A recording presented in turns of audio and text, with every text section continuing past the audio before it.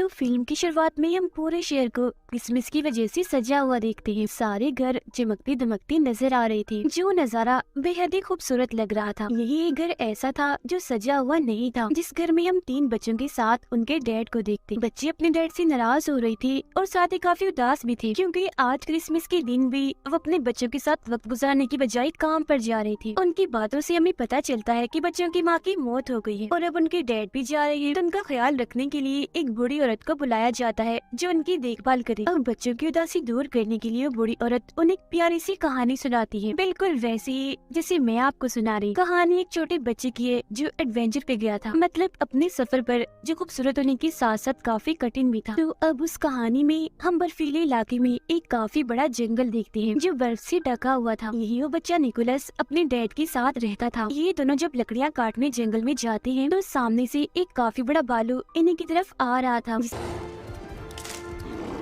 देखकर ही दोनों काफी डर जाते हैं और भागकर वापस अपने घर आ जाते हैं। यहाँ हमें पता चलता है कि निकोलस ने अपनी मॉम को बचपन में ही खो दिया था। साथ ही उनकी माली हालत भी काफी खराब थी। वो काफी गरीब थी, क्योंकि ना तो उनके पास खाने के लिए ज्यादा सामान है और ना ही पैसे कमाने का कोई जरिया है। एक रात निकोलस अपने डैड को कहता है, चले पापा आज मुझे कोई कहानी सुनाए जो बहुत मजे की। तब उसके डैड उसे उसकी मॉम की ये कहानी सुनाती है कि काफी सालों पहले तुम्हारी मॉम ने इन बर्फीली चोटियों को पार किया। वहाँ 2 सोते हुए मॉन्स्टर थे जो दरअसल पहाड़ ही थे। तुम्हारी मॉम उनके बीच से निकलकर दूसरी तरफ गई, जहाँ एक अलग ही नस्ल के लोग रहते हैं जिन्हें एल्व्स कहा जाता है, और वो एल्व्स का गांव था जिसका नाम एल्फेम था। एल्व्स दरअसल होती तो इंसान ही है, बस उनकी शक्ल सूरत थोड़ी सी अलग होती है, मतलब उनके कान थोड़े सी नुकीले और लंबे होते हैं। वो एल्व्स लोग कोई आम नहीं थे, बल्कि उनके पास जादुई शक्तियाँ थी। उन्होंने तुम्हारी मॉम के साथ काफी अच्छा बर्ताव किया, काफी अच्छे से उनका वेलकम किया, और फिर जब तुम्हारी मॉम वापस लौटी तो उनके पास बहुत सारी चॉकलेट्स और खिलौने थे जो आसपास के लोगों में हमने बांट दिए, जिससे हर तरफ खुशियाँ फैल गई। इसी दौरान उन्हें कमरे में किसी जानवर की होने का एहसास होता है। तब उसके डैड उस जानवर को मारने के लिए कुल्हाड़ी उठाकर उसे ढूंढने लगते हैं, मगर देखते हैं कि वो जानवर तो एक छोटा सा चूहा है, जिसे मारने की उसके डैड बहुत कोशिश करते हैं, मगर हर बार वो बचता रहता है। जिसके बाद वो चूहे को निकोलस के कहने पर छोड़ देती, क्योंकि वो छोटा सा चूहा उसे बहुत ही प्यारा लग रहा था और वो उसके साथ दोस्ती करना चाहता था। फिर अगली सुबह निकोलस उसका नाम भी रख देता है। वो उसे बात करने की कोशिश करता है और चूहे को भी कहता है कि तुम भी बोलो, जिस पर उसके डैड कहते हैं बेटा चूहे नहीं बोल सकते। जिसके बाद दोनों बाप बेटे राजा के महल में जाते हैं, क्योंकि आज उन्होंने अपने गांव के रहने वाले हर इंसान को बुलाया था।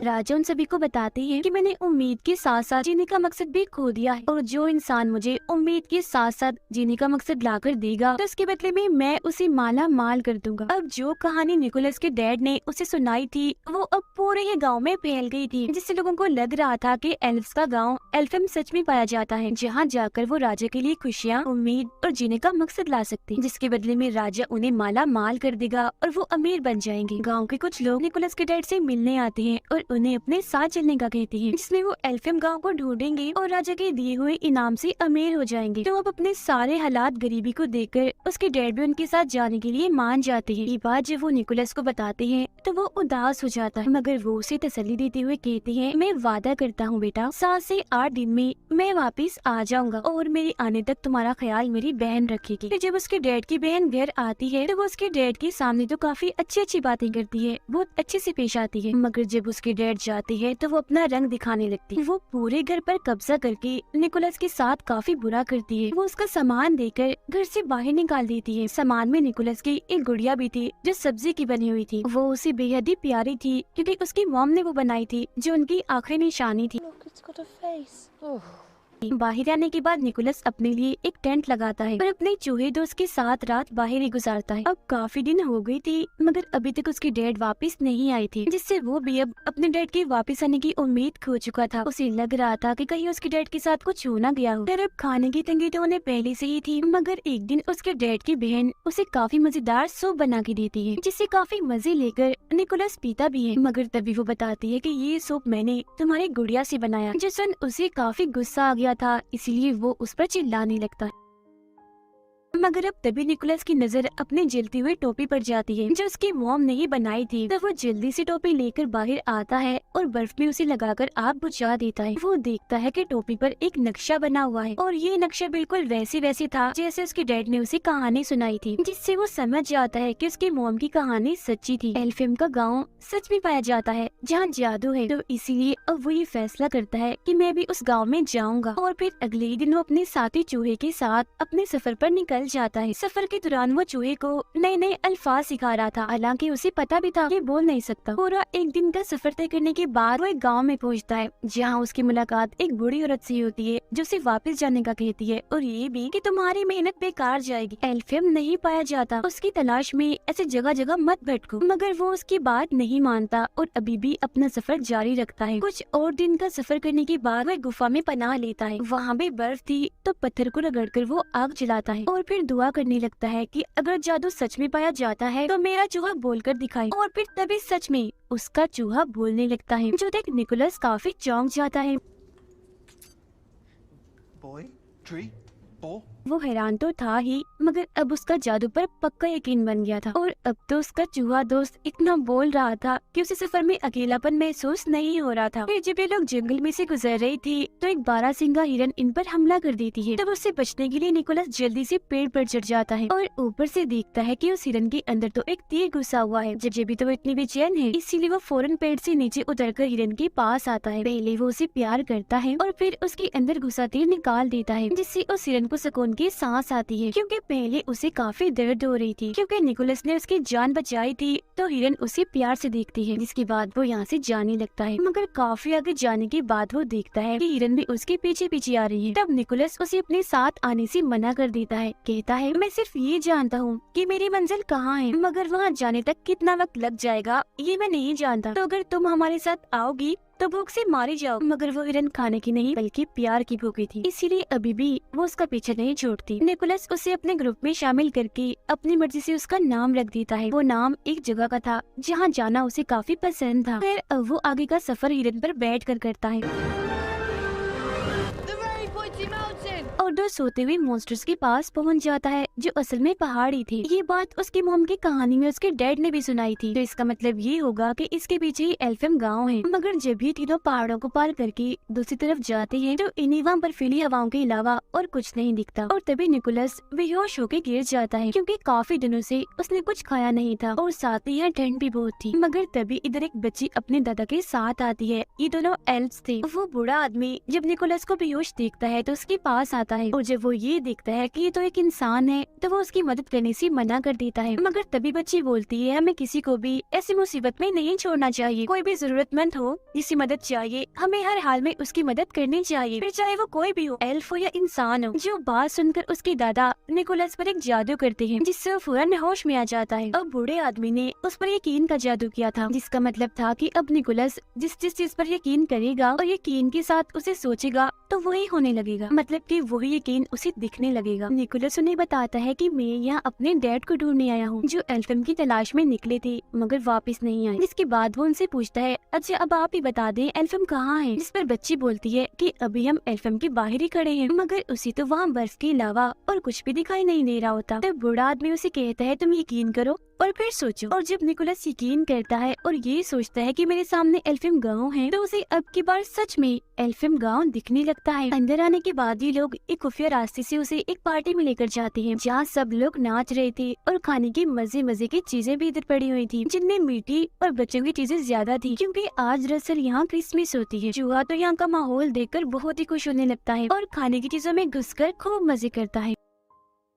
मगर तभी इसी बीच एल्फ्स की रानी वहाँ आ जाती है और सब कुछ तबाह कर देती है, क्योंकि उसने सबको पार्टी करने से मना किया था। वजह ये थी कि सभी एल्फ्स काफी दुखी थे क्योंकि इंसानों ने उन्हें धोखा दिया था। वो एक एल्फ बच्ची को अगवा करके अपने साथ ले गए थे। ये सुनकर निकोलस उठता है तो रानी उसे देखकर और भड़क जाती है, कहती है ये क्या, अभी भी हमारे गाँव में एक इंसानी बच्चा है, ये क्या हो रहा है इधर। वो निकोलस से पूछती है क्या कर रहे हो यहाँ, और वैसे तुम इधर आए ही क्या करने हो? एक और बच्चे चुराने आए हो? जो सुनकर निकोलस उन्हें बताता है, नहीं रानी जी, मैं किसी बच्चे को अगवा करने नहीं आया, बल्कि अपने डैड को ढूंढने आया हूँ, क्योंकि वो एल्फियम गांव की तलाश में निकली थी। और आप फिक्र मत कीजिए, मैं आपसे वादा करता हूँ कि वो एल्फ बच्चा जिसे इंसान अगवा करके ले गए हैं, उसे मैं वापस जरूर लेकर आऊंगा। मगर रानी उसकी एक नहीं सुनती और सजा देने के लिए उसे एक मीनार की चोटी में कैद कर देती है। यहाँ उसकी मुलाकात एक उड़ने वाली एल्फ से होती है, जो दरअसल एक एल्फ परी थी। उसे पटाखे फोड़ने का बहुत शौक था। उसके पास जादू था जिसकी मदद से वो हवा में पटाखे फोड़ा करती थी, और एक अच्छी बात, वो हमेशा सच बोलती थी। अब निकोलस उसे बताता है कि मेरी मोम भी यहाँ एल्फियम आई थी, उनके साथ तो यहाँ के लोगों ने बहुत अच्छा सलूक किया था, काफी अच्छे से उनका वेलकम किया था। मगर रानी ने तो मुझे यहाँ इस मीनार में कैद कर दिया है और मुझे अपने डैड को ढूंढना है, तो प्लीज मेरी मदद कर दो ना यहाँ से निकलने में। इस पर वो मान जाती है। मगर तभी इधर एक काफी बड़ा मॉन्स्टर आ जाता है, जो पहले सो रहा था और अब इन दोनों की आवाजों से उसकी आँख खुल गई थी। वो जैसे एक इंसान इन निकोलस को यहाँ देखता है तो उसे पकड़ लेता है, क्योंकि वो उसे खाने का सोच रहा था, जो देखकर तो निकोलस की हालत खराब हो जाती है। तब वो परी एल्फ उसकी जान बचाने के लिए मॉन्स्टर के मुंह में एक जलता हुआ पटाखा डाल देती है, जिससे वो मॉन्स्टर किसी गुब्बारे की तरह फट जाता है और वो निकोलस को लेकर यहाँ से उड़ जाती है। वो दोनों फिर एक घर की छत पर आके गिरते हैं, जिन्हें रानी की गार्ड देख लेती है। तब उनसे बचने के लिए वो निकोलस को यहाँ से ले जाने लगती है। इसी भागम भाग में निकोलस एक क्लास में घुस जाता है, जहाँ की टीचर एक इंसान को देखकर काफी हैरान थी और फौरन गार्ड्स को यहाँ बुलाने लगती है। मगर तभी वो टीचर को समझाता है कि आप इंसानों को इसीलिए बुरा समझते हैं ना